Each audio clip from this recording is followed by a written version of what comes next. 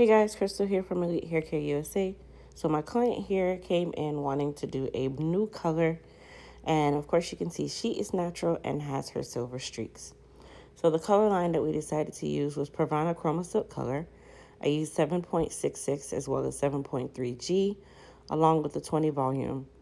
I know most people want to run to a higher volume, but I do believe in low and slow, and a 20 volume did the job.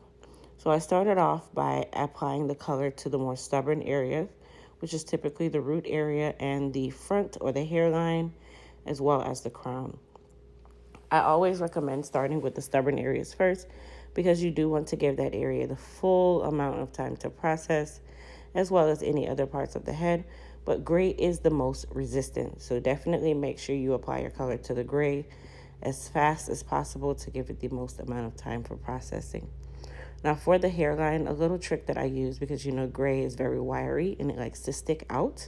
And if the hair is not touching the color does not actually adhere. So what I do is go back over the hairline and I apply a large amount of color to the hairline on purpose to allow more weight on top of the gray and to ensure that all the hair is saturated really, really well. Saturation is very important whenever you're doing any type of color service. And then another pro tip that I use is I'll take a little bit of cling wrap and I will apply it to the areas that are more resistant just to allow more pressure to be placed on the hairline so the hair doesn't pop out or stick out in regards to the gray hair. Now, after the color service is completed, I did use our Hydra Strength shampoo and conditioner. I do like the Hydra Strength shampoo and conditioner because it is color safe. It doesn't actually bleed the color, but we always want to make sure that we are doing a quick shampoo and condition after your color service to preserve the life of that color that you've done. I did spray a little bit of our hydration and strength leave-in therapy spray. And then to lay the hair down to make this a little bit faster of a process, I used some of our Elite Silk Wrap Foam to mold her hair down in the areas where I wanted it to be nice and sleek and smooth. And then put her under the dryer for about 30 minutes. As you can see, the Elite Silk Wrap Foam is a really good wrap foam. It laid the hair down really nicely, even though she's natural. And it does not flake or weigh the hair down. It still keeps the hair nice and light for the actual styling portion of the hair. And then I used a little bit of wrap paper or like a wrap strip to hold the hair down while she went under the dryer. So once she dried, I sprayed her with a little bit of our Goddess polish, and then I blow dried the remainder of the hair. Her hair is actually dry. Blow drying it just allows it to be a little bit straighter without me having to do so with a lot of heat. Now, we weren't going for a very, very straight look, so we did what we call a textured press.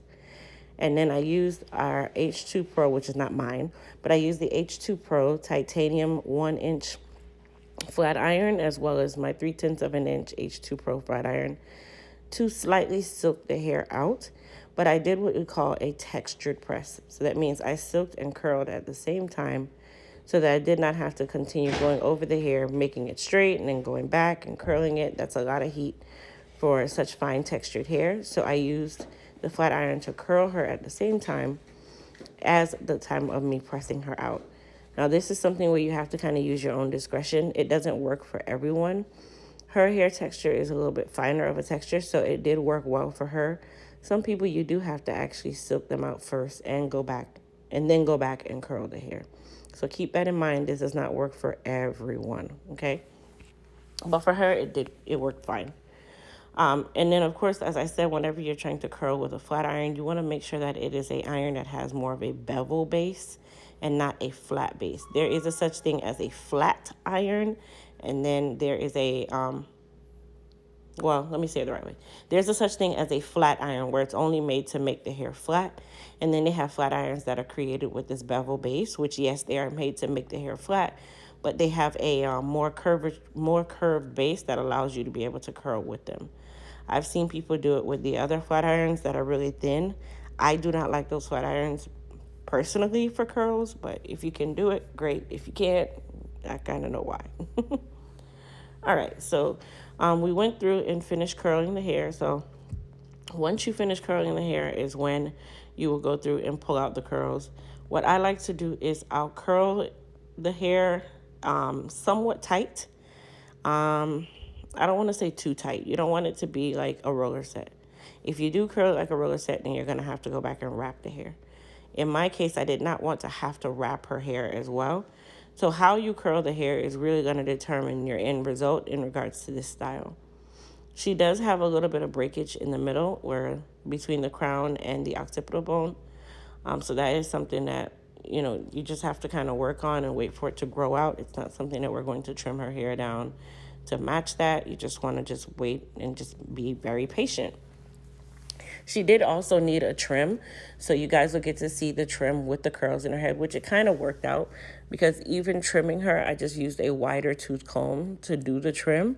The hair was already silked, and I didn't have to worry about kind of messing up the curls that she had, because at this point it really didn't even matter. We just wanted to, make sure that we cleaned up her ends. She did need a trim really bad.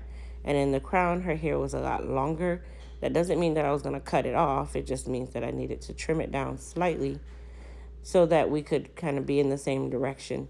But with the crown being longer, which is actually normal, I didn't want to trim off too much. So just be mindful whenever you're doing a trim, when the hair is in its curly state, that you take your care to watch what you are trimming and don't get sidetracked, because it's very easy to get lost in your trim when the hair is curly. So keep that in mind. And at the same time, reminder, her hair is silked even though it's curled. I would not trim her with her hair in its natural state before I somewhat silk that hair out. That is just my notion. I know some stylists feel like you can trim when the hair is in a textured state and it's going to be 100% even, but I can 95 to 97% promise you that is not going to happen. That is the reason why I do not trim hair when it's in its natural state. I did do a video the other day showing you guys me trimming my client's hair while it was in its natural state. And if I can tell you again, I do not like trimming hair that way. It was only because she literally, I'm not even gonna go there. I just don't do it. I don't recommend